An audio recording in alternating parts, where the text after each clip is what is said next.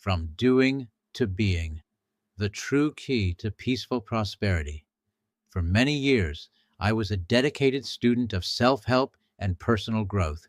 I read the books, followed the programs, practiced the techniques, set the goals, and worked hard to create a better life. Some approaches brought real benefits in certain areas. I experienced moments of clarity, small breakthroughs, and temporary improvements. Yet, no matter how much I did, something deeper always felt incomplete. The peace I longed for remained fragile. The sense of true prosperity, both inner and outer, would appear for a while and then slip away again. I began to realize that most teachings, as helpful as they were focused almost entirely on doing more, trying harder, fixing what felt broken, improving myself constantly.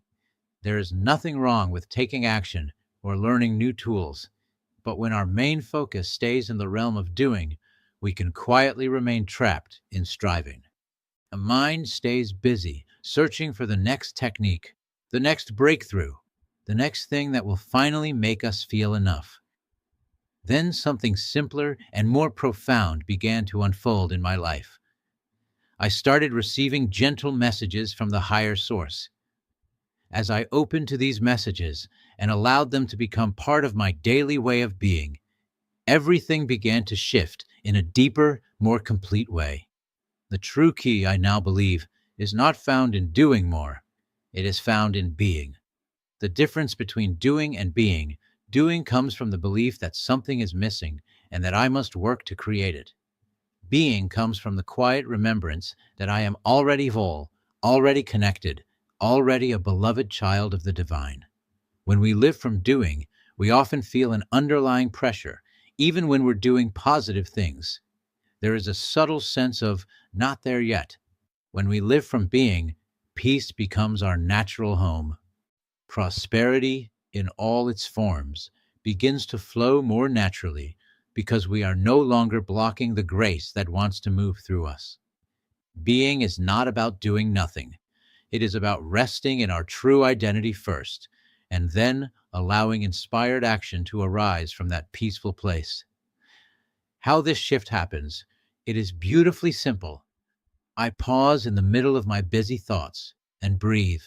I quietly invite the higher source. What would you have me be right now? I receive the message, sometimes just a gentle reminder like, you are safe, you are guided, or you are deeply loved. Instead of rushing to do something with it, I let the message settle into my heart and live from it.